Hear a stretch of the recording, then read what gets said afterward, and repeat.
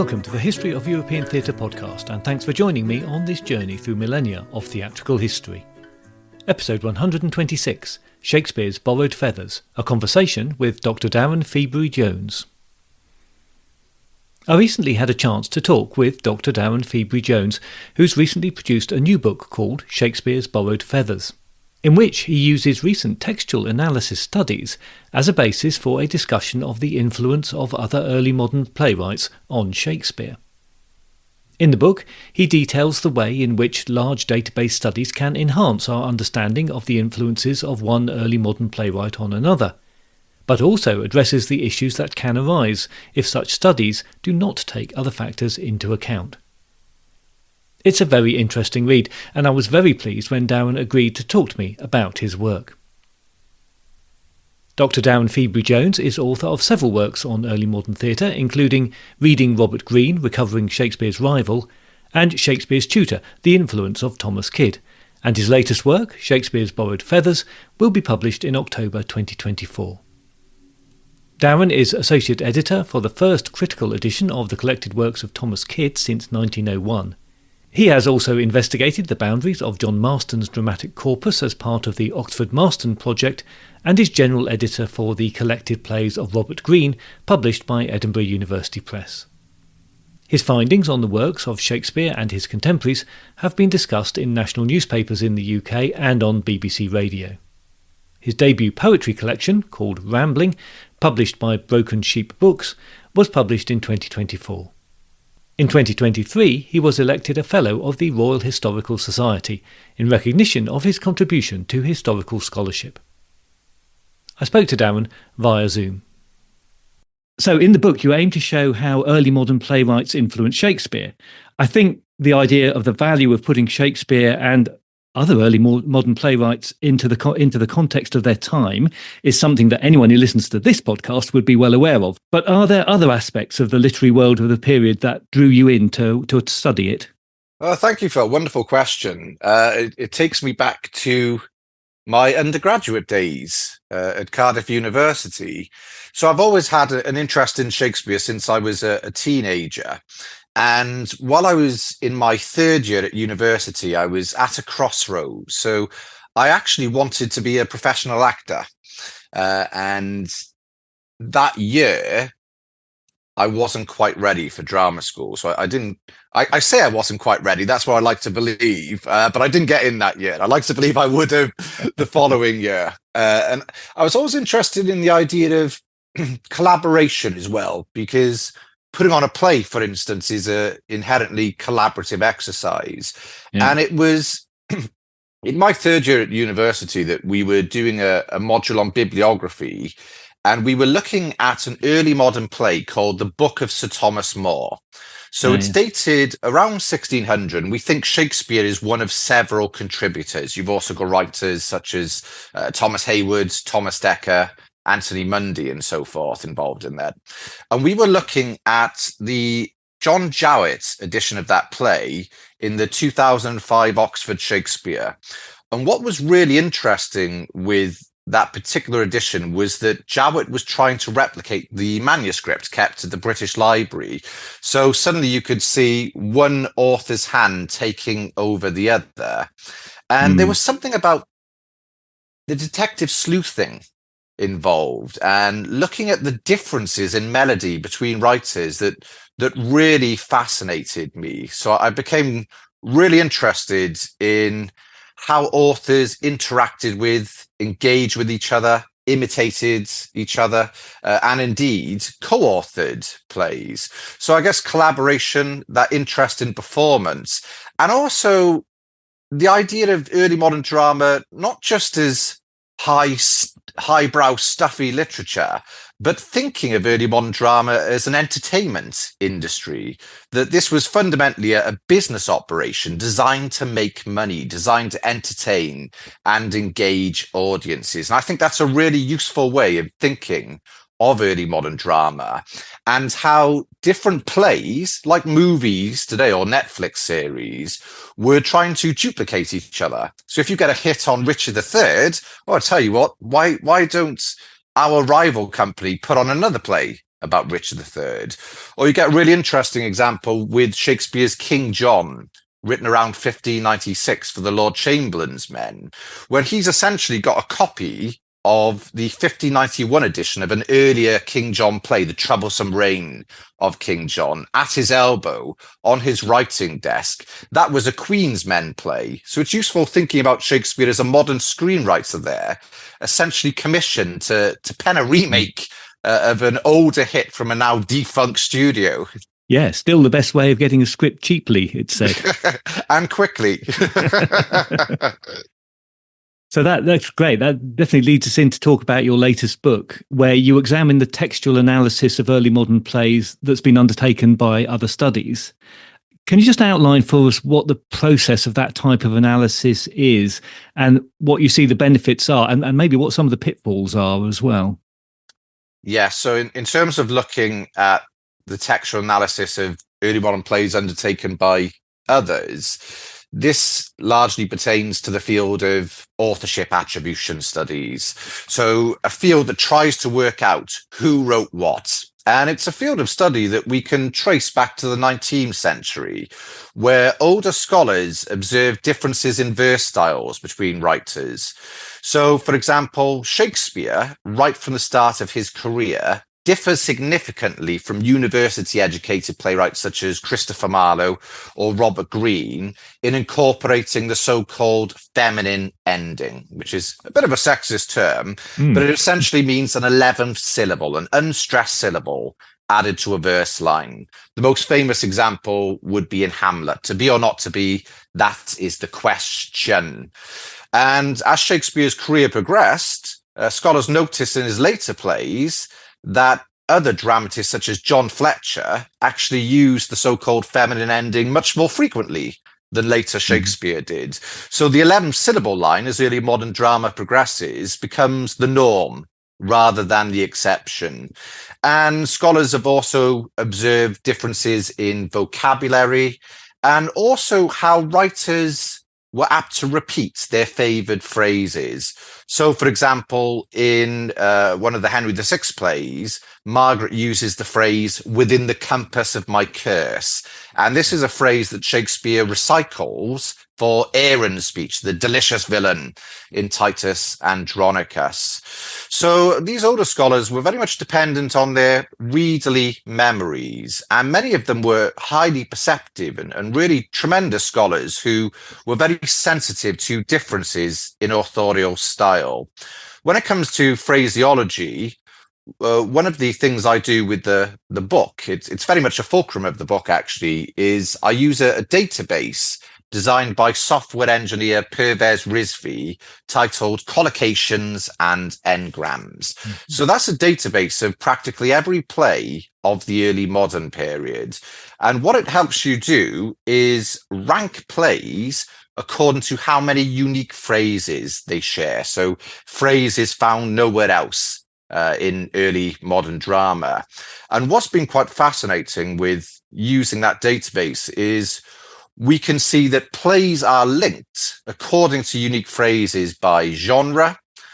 Also, plays suspected of imitating or influencing each other tend to be ranked quite high, but authorship trumps other factors, such as influence, such as imitation, such as genre. So I think that's a really useful database because the numbers give us unparalleled insights into the words of these writers. But what the database also helps you do is actually read those shared phrases according to dramatic context. So a reader can open up their edition of the play and check the findings for themselves. Now, if you were to go to an authorship attribution panel at an academic conference today, it would be quite likely that you'd witness papers relying on the frequencies of single words.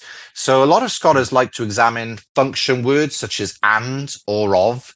they say these words serve essentially grammatical patterns, so they're almost used unconsciously by authors, and they divide those from so-called content words or lexical words, words that have meaning. An extreme example would be honorificabilitur unitatibus in Love's Labour's Lost, for instance. Yes. And I'm a little bit wary of those approaches. Those panels will often use a single method. There'll be a computational method, but you'll often get a sense of an insensitivity to authorial style and I guess a degree of ignorance when it comes to historical scholarship and most importantly, theatre history. So they might say Robert Greene, for example, had a hand in Henry VI Part 1, when we actually have no evidence that Robert Greene wrote for Lord Strange's Men, who put on that play. He was a Queen's Men dramatist, according to my argument. So I'm a bit wary of studies that rely on frequencies of single words. I think they take you further and further away from the text. And when we're thinking about those texts, of course, there are multiple agents involved in putting together the plays that survive today. So you might have multiple authors. You've also got scribes. Some words seem to have been copied by the ear, to paraphrase the writer Thomas Hayward. So you might have audience members in the theatre pricking their piratical ears up and scribbling down the dialogue of a play. It's a bit like filming a movie in the cinema with your phone. So there's lots of issues with relying on numbers alone, I think. And for me, it's important to anchor digital approaches to drama, which I think are really, really valuable in sensitive readings of these performative and historical artifacts, because that's what these plays essentially are. So they're only part of the answer. And it does seem to me, when I was reading your book, there are different answers from different algorithms. Yeah, well, yes, exactly. And you'll so often find that those papers, those hypothetical papers I mentioned at academic conferences, the speaker will argue that their method is objective. And then at the end of each paper, scholars will accuse each other of confirmation bias. The reality is there's a great deal of subjectivity that goes into setting up the tests and interpreting the data. We can interpret data in different ways, just as from a readerly perspective, we can interpret these literary and dramatic texts in different ways. So we're looking for a combination of those things, of an understanding of the history of the movement of the playing companies and that sort of thing, in combination with evidence that we could gather from studies that are more analytical. Absolutely. And I think when it comes to those analytical approaches, we really need a plurality of approaches. This isn't Cinderella. You know, there's no single glass slipper that's going to solve the mystery of some of these anonymous plays of the period. We need to look at verse style. We need to look at vocabulary. We need to look at the ways in which authors group words. But we also need to take those more traditional literary critical approaches, I think, and look at the ways in which authors engage with their source material, the very shape of a play, and an author's overall dramaturgy and characterization. So let's talk about some specifics then, because you devote a long chapter to Thomas Kyd's influence on Shakespeare, which I found particularly interesting. And you suggest that the evidence points to him being a very significant influence on Shakespeare. Can you just summarise the main points of that argument for us? Yes, I will try. It is the longest chapter in the book, isn't it? And I wrote a whole book on Thomas Kyd's influence on Shakespeare. For me, I think Kyd's influence on Shakespeare is as profound as Christopher Marlowe's, and yet we hear much less about Kyd's relationship with Shakespeare. I think Shakespeare had a career-long engagement with Thomas Kyd. So for listeners who might not be overly familiar with Kyd, he is, I guess, one of the lesser-known contemporaries of Shakespeare. He's got a traditionally accepted canon of 3 plays. So the first play is The Spanish Tragedy, which was very much a blockbuster of the period, the Gone with the Wind or Titanic of the Elizabethan era. And that's a tremendous play that is the first revenge tragedy on the public stage. So the protagonist is an older character named Geronimo, whose son Horatio is murdered. And Hieronymo eventually identifies the murderers of his son, and he casts them in a play to be put on at court. And conveniently, that play is a tragedy. So the courtly audience are watching these actors getting stabbed to death for real on stage, and they're clapping along thinking, this is very realistic blood spatter, before realizing that the bloodshed is real. What's quite interesting about the Spanish tragedy is you've got a play within a play there. So this is something Shakespeare also toys around with in The Taming of the Shrew, Hamlet, of course, it's used for revenge purposes, Love's Labour's Lost, and A Midsummer Night's Dream. And a word that often springs to mind when I think of kids' dramaturgy in the Spanish tragedy in particular is voyeurism, because what you've got are two choric figures. You've got a ghost and the allegorical figure of revenge. Now, Kyd is drawing heavily from Roman tragedy, the work of Lucius Annaeus Seneca here. And I think that's what Kyd really brings to the table, the refinement of Roman tragedy. There's around 60 surviving plays of the period featuring ghosts, and 10% of them are by Shakespeare. So that incorporation of a ghost in a revenge tragedy is something really significant in terms of the evolution of Shakespeare's artistry. And of course, there's a lost Hamlet play of the late 1580s, preceding Shakespeare's Hamlet by around a decade, that we think was possibly written by Thomas Kyd. And we know that the great innovation of that lost play, because of contemporary accounts, is that there is a ghost that apparently cried like an oyster wife, Hamlet, revenge. Now, a lesser known play than the Spanish tragedy is Solomon and Poseida, which is essentially a full-length treatment of the play within a play from the Spanish tragedy. So in Solomon and Poseida, you've got these lovers, Erastus and Poseida, and then you've got the psychotic Turkish emperor Solomon, who falls in love with Poseida and decides to bump off Erastus in order to get him out of the way. And Poseida exacts revenge for the murder of her lover by disguising herself in a man's apparel. And they have a battle on stage, Solomon and Poseida, and Solomon slays her without realizing he's just killed the woman he loves.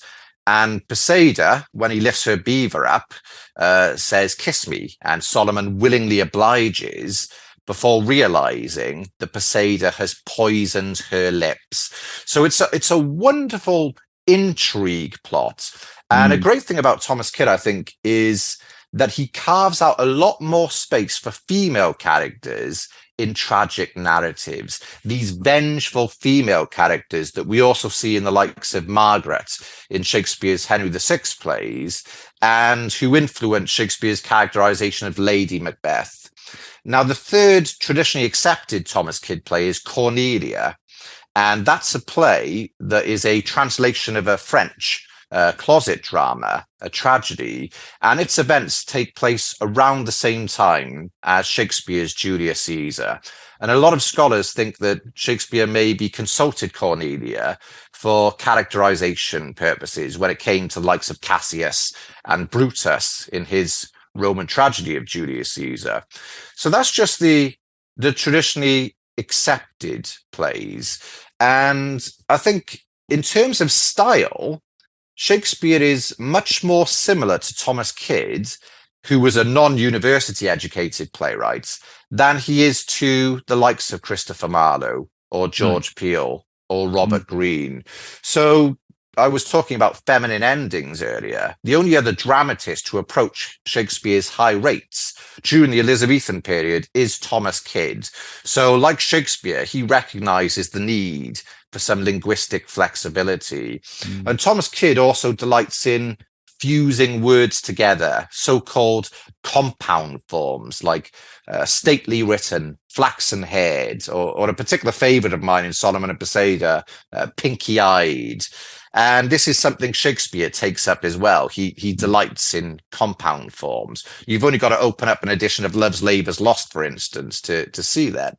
And in terms of borrowing phrases, So I mentioned that authors like to repeat themselves, but of course there's a lot of imitation going on during the period as well, and distinguishing authorship from influence, that's a bit of a bugbear in attribution studies.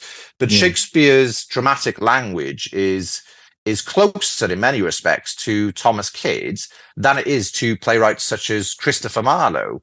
And yet the scholarly narrative has long been how the ghost of Marlowe haunted Shakespeare throughout his dramatic writing career, which I agree with, but I think it's also worth considering the spectre of Thomas Kyd.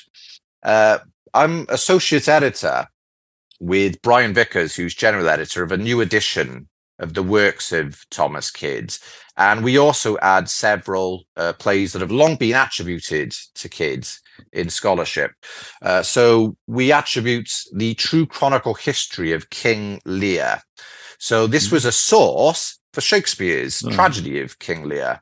So we could argue that without Thomas Kyd, we might not have Hamlet, and we might not have King Lear, we might not have Shakespeare's arguably two greatest tragedies.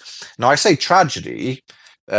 What's quite fascinating about the myth of King Lear is that all of Shakespeare's sources end happily, with the king restored to his throne and Cordelia, as she's called in Shakespeare's sources, surviving. So you imagine, for instance, being King James in 1606 and seeing Shakespeare's King Lear for the first time. I imagine you would have that happy ending from previous dramas, previous sources in mind.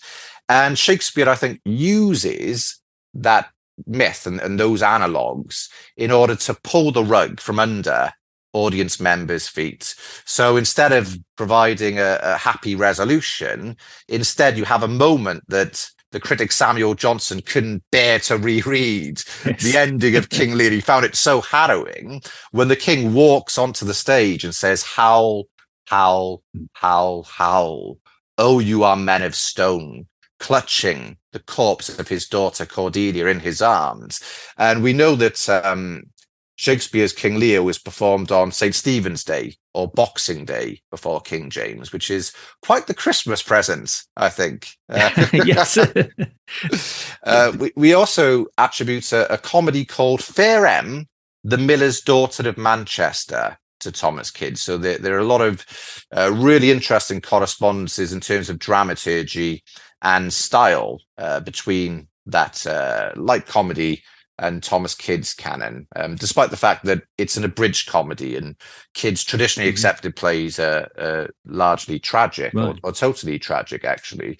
Fair Em's a play essentially about William the Conqueror falling in love with a picture on a shield and the daughter of a miller feigning blindness and deafness in order to avoid numerous suitors.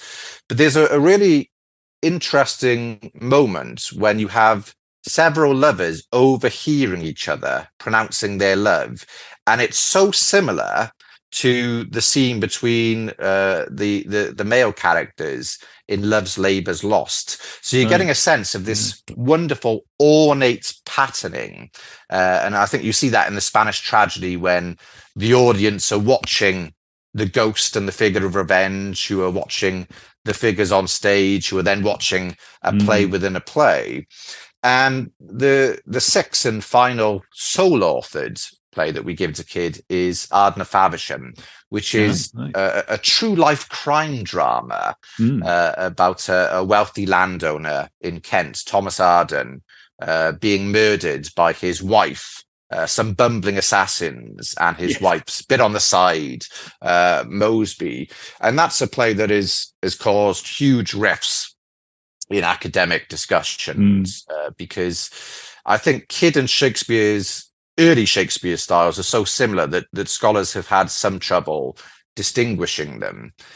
We also add Henry VI Part 1 to that edition, which we see as a play written by Thomas Kyd with he's most famous as a pamphleteer, but he was also a playwright, Thomas Nash, for Lord Strange's men. We know both of those men were employed by Ferdinando Stanley, Lord Strange.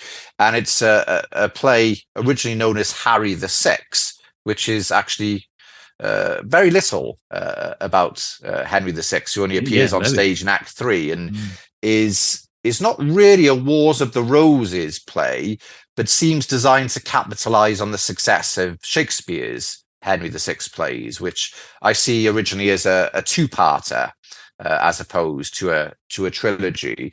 And at some point, Shakespeare adds a few scenes to that Harry VI play when Lord Strange's men disband and the playbook comes into the possession of his company, the Lord Chamberlain's men.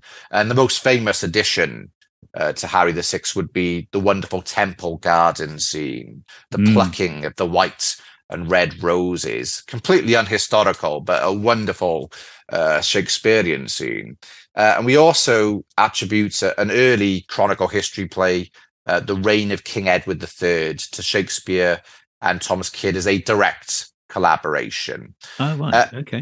I've been talking about the fractious rivalries, not of the York and Lancaster houses and the Wars of the Roses, but in authorship attribution studies. But what's quite interesting is that scholars on various sides of battle lines now agree that Shakespeare had a hand in the 1602 additions to the Spanish tragedy. So you're getting a sense there of Shakespeare collaborating posthumously with Kyd, resurrecting the ghosts of Thomas Kyd. And we know that Shakespeare's star actor Richard Burbage played Geronimo. There are accounts of him playing that vengeful figure and growing so big with wrath, as one contemporary puts it, that the buttons on his doublet would pop off.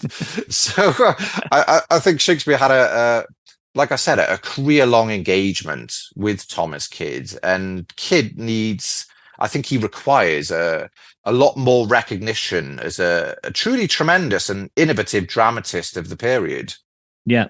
Well, you've given him a big shout out there, and well done. That's as you do in your book as well, and I think rightly so. This whole milieu of the early modern playwrights is just fascinating, isn't it? The way we see now that they interact, and we shouldn't hold Shakespeare up as this complete one-off. Oh, to be part of that community, you're absolutely right. It's peculiar, isn't it? Shakespeare is so often detached from the playwriting community in which he wrote, and he's often regarded as a solitary genius. And I find that the title of my book, Shakespeare's Borrowed Feathers, sometimes ruffles feathers. People assume, never mind reading a book by the cover, just read a book by the title, that it's in some way denigrative of Shakespeare. And that's certainly not the case. I think placing Shakespeare in his original milieu, recognizing him as an incredibly powerful, responsive writer, only enhances our sense of Shakespeare's value, because you can see how he is inspired by the writers, how he uses previous dramas to subvert audience expectations, and also how he turns away from other writers as well. I think, if anything, placing him in that original theatrical context only augments our sense of his dramatic genius, really. Yeah.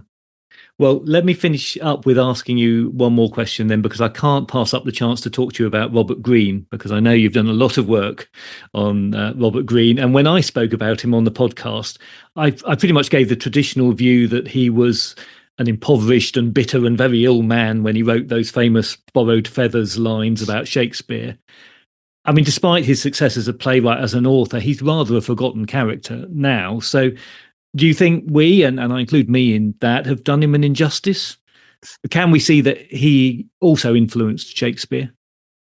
Yes, an injustice. How very dare you, Phil? But I think, in many respects, you're right. When you read that 1592 deathbed pamphlet attributed to Greene, he certainly does come across as a very ill and very bitter man.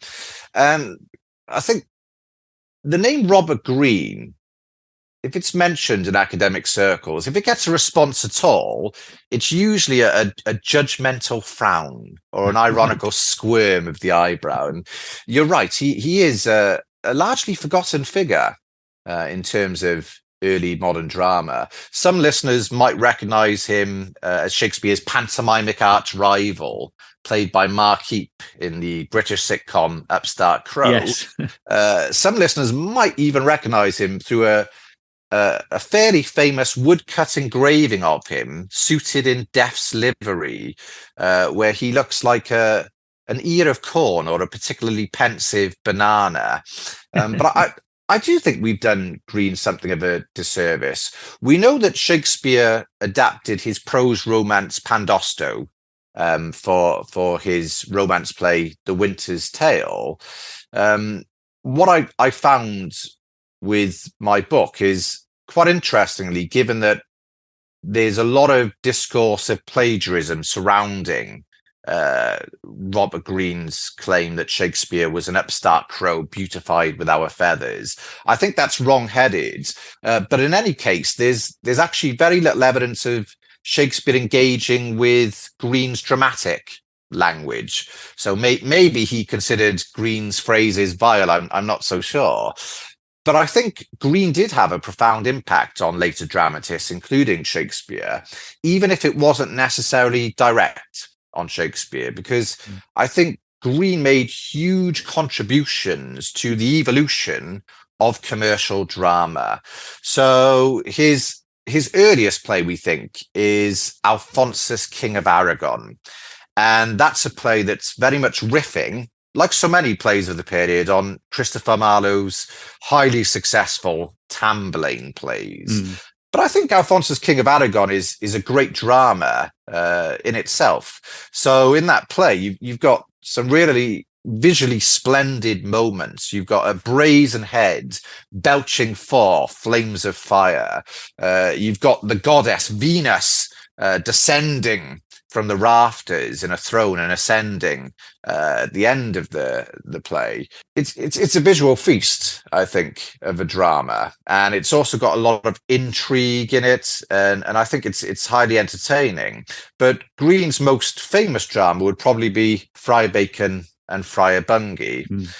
So this is a play that fuses a love triangle with Roger Bacon's magical endeavours. So it's a magus or magician play. So it's anticipating a genre that Shakespeare goes back to in what is his last sole-authored play, The Tempest. And Friar Bacon and Friar Bungay is a really fascinating play in terms of its dramatic structure.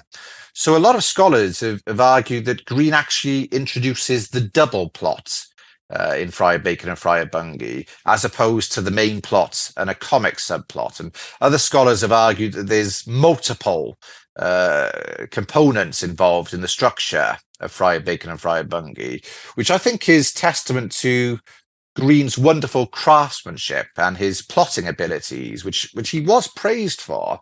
And he's also a great dramatist in terms of staging. So at one point in Friar Bacon and Friar Bungay, you've got several characters on one side of the stage representing Oxford, and they're looking through a magical glass. And on the other side of the stage, you've got characters in Fressingfield. And these scenes take place simultaneously. So you've got a so-called split scene there, which is really innovative in the context of the period. And Robert Greene was also a more collaborative dramatist than I think gets recognized today. So he wrote a play with Thomas Lodge, A Looking Glass for London and England, which is a biblical drama.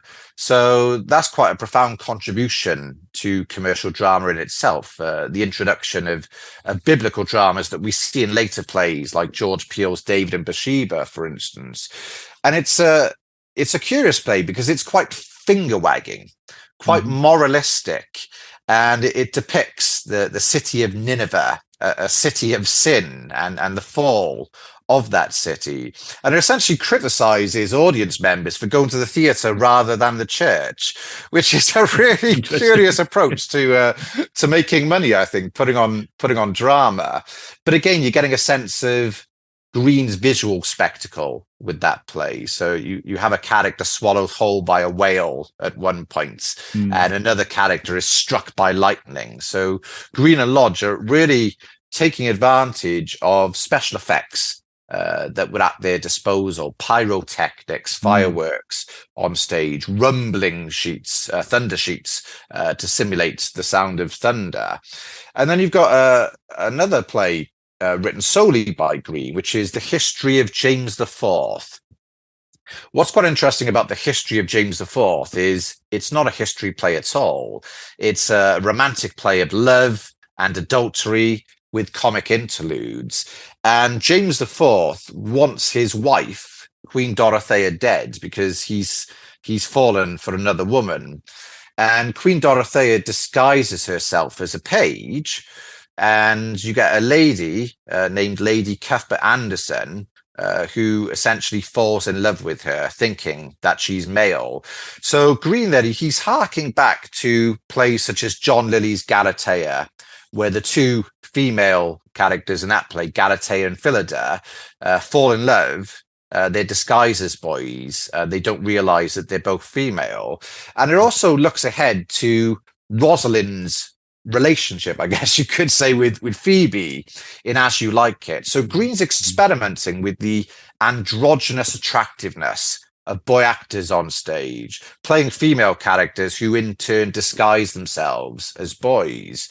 And it's a really interesting play in terms of its ending, James IV, because if I were to use a title to describe the ending of Greene's play, it would probably be 50 Shades of Grey.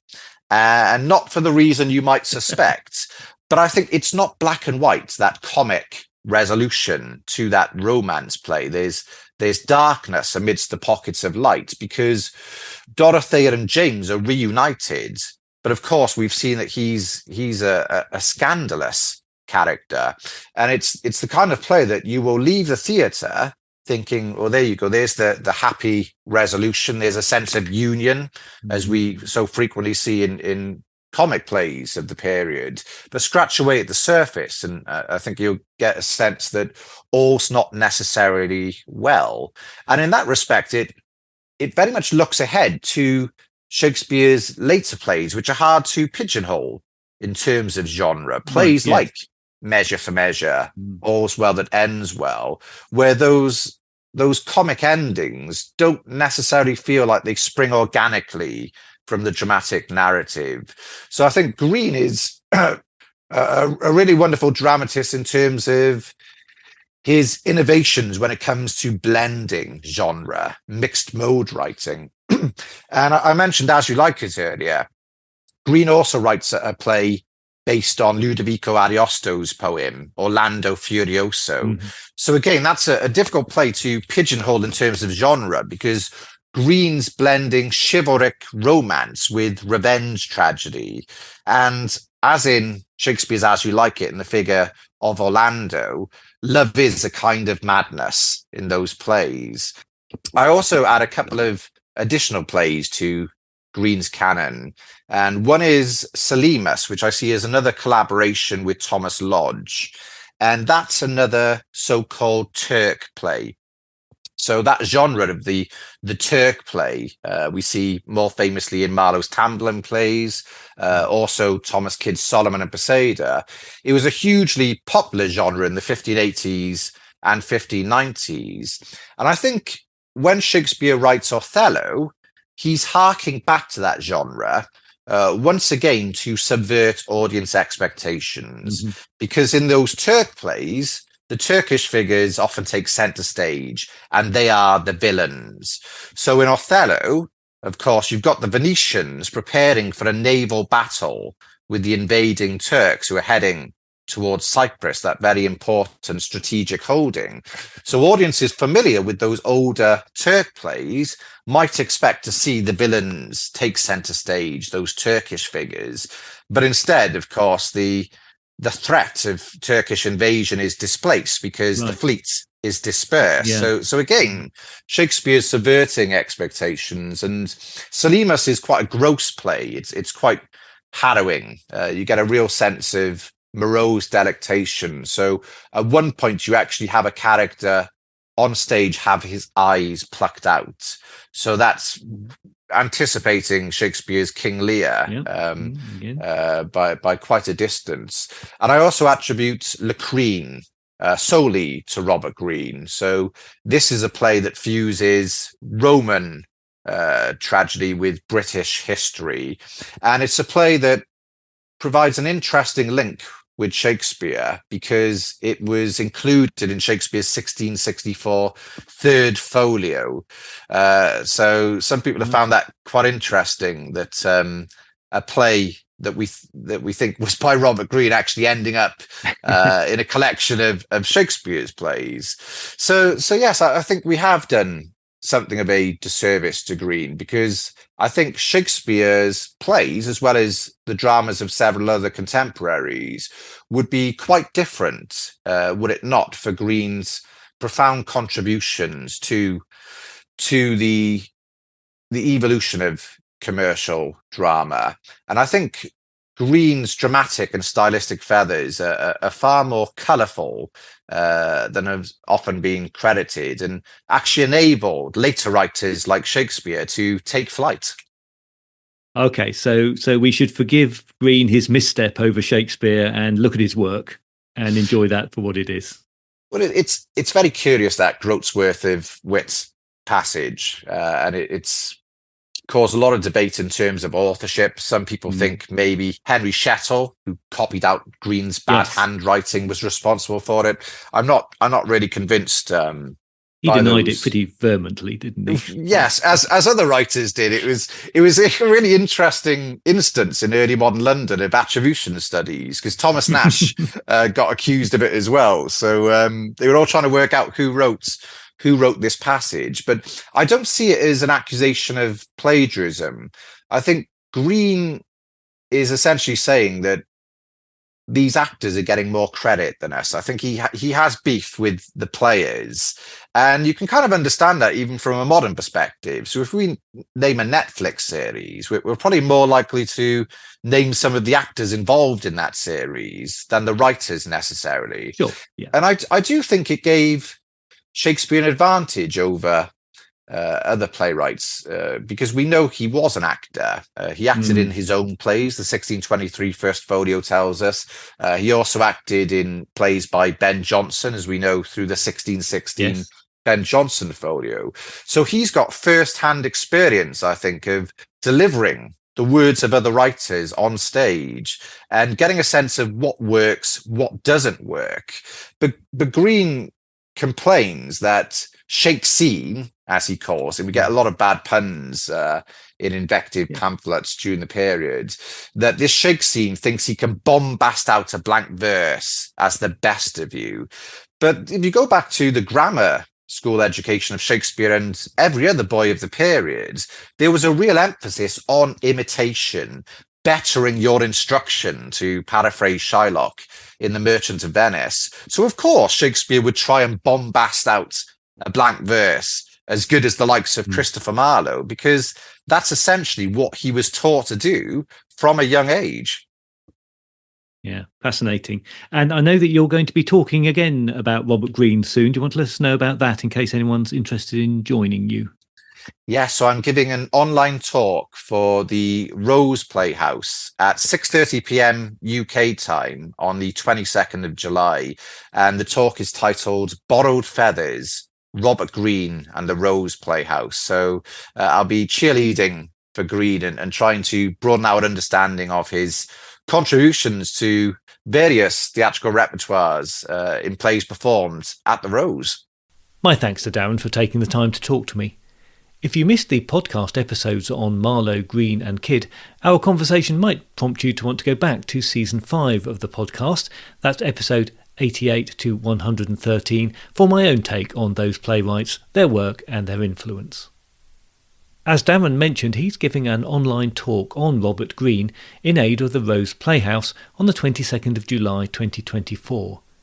The Rose Theatre is the site of Henslow's Theatre in London, which was revealed during construction works during the 1990s, and is now a performance space run by volunteers. Funds are currently being raised to complete the architectural excavations on the site. I have put a link in the show notes and on the website should you wish to buy a ticket for that and hear more about Robert Greene. Shakespeare's Borrowed Feathers will be published by Manchester University Press on the 1st of October 2024, and you can of course pre-order that on Amazon and on other sites. Again, I've put some links in the show notes. Next time, it's back to the plays with the second part of Henry VI, as we see what the early stages of the Wars of the Roses look like given the Shakespeare treatment. In the meantime, please join the Facebook page or group, or find the podcast on Instagram or X to keep up to date with new episodes and other theatre-related things. If you do feel able to help out with the costs of running the podcast, then please head over to Patreon, where you will find additional content for a small monthly fee or a one-off donation. If you can spare a few moments, I would be very grateful if you could review the podcast on your app of choice. It really does help other people find the podcast. You can find details of ways to support the podcast on the website, which is www.thehistoryofeuropeantheatre.com. I look forward to your company next time, but if you have any comments or concerns in the meantime, you can contact me by email at thoetp@gmail.com or via X at thoetp.